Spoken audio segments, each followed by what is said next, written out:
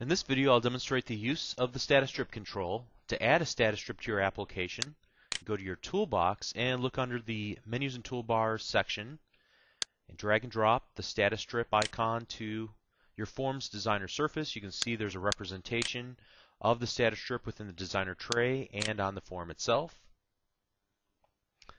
And then it's a matter of adding the controls that we want to host within the status strip. So we can select the little Add button and either add a status label, a progress bar, a drop-down button, or a split button, which is a combination of a button and a menu.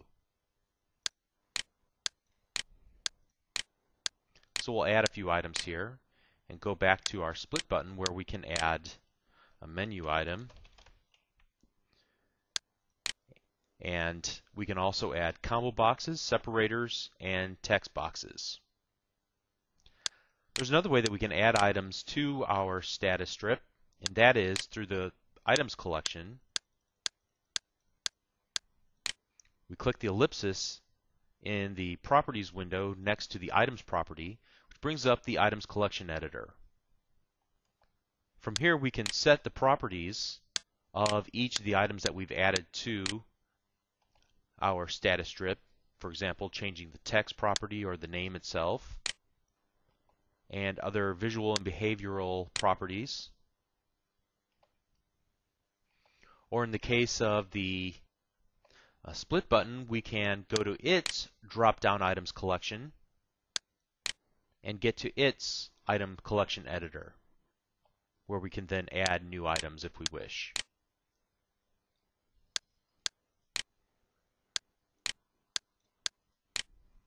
And we can rearrange these by selecting them and then moving the up and down arrows, or remove them completely by using the X button.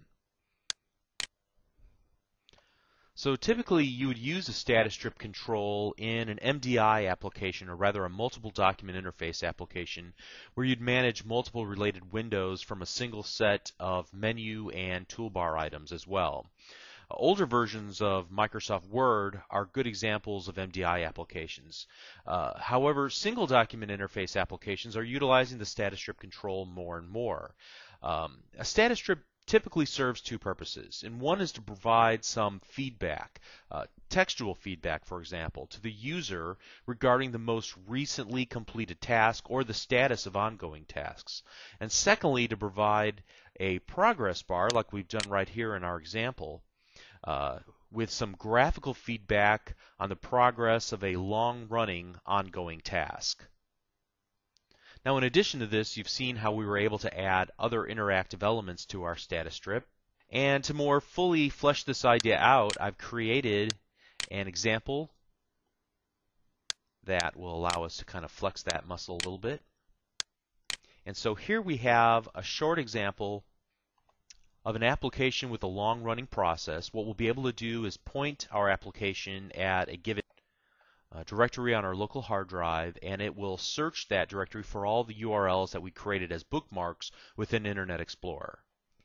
Then it'll go out to the internet for each of those files that it finds, each of those bookmarks, and it'll check to make sure that those bookmarks are still valid, that they're still pointing to good pages on the internet. And then it'll report back to us the status after it completes each of the check operations. It'll report back to us the status in the progress bar itself and in the status label, and then we'll add each of the URLs to this list box here. So let's go ahead and run the example briefly.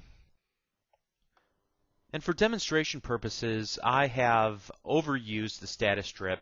Typically, you wouldn't use the status strip as the main navigational paradigm for your application. However, in this case, just to show off its power, we've used the split button control to allow you to select the hyperlink folder where all of the bookmarks are located on your hard drive, and we can kind of navigate through using this dialog, or by using one of the drop-down list box common folders. So you can see we've illustrated using the menu items and this drop-down combo box, as well as a text box here that I've got disabled so it's grayed out, but it will display the current folder that we'll be checking.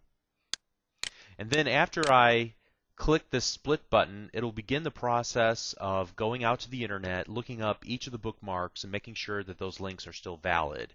And when it does this, it'll update the progress bar here, it'll update this toolstrip status label, and it will add each of the links that it's completed to this list control. But we want to focus on the updating of the progress bar. Now, to accomplish this, behind the scenes we're using a new background worker control, and it will report back to the status strip after each file that it looks in as to the current progress and whether or not it was successful for the current file that it was working on here in the label.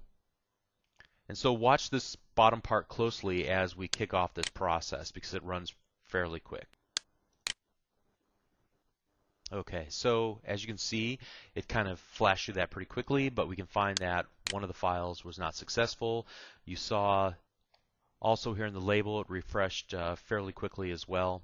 I encourage you to run this application on your own and kind of see what it does. But essentially we were updating the progress bar just like we promised, and the label control within the status strip. And to update those items, for example the progress bar, it was as simple as responding to each time that the background worker control notified us that the progress changed. We just wrote a bit of code that updated the current progress of our progress bar by updating its value. And the same thing was true with our little label. We just set the text property. Then at the very end of the process, we just set the value back to 0.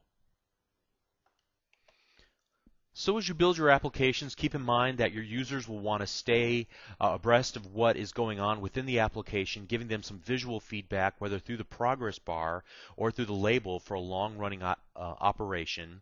You certainly can use the status strip control to provide some additional options to the user, as we have done. However, it's best to leave that to some of the other controls on your application. But the main job and the typical use of that status strip is to keep your users aware of what your application is currently working on or what it has just completed.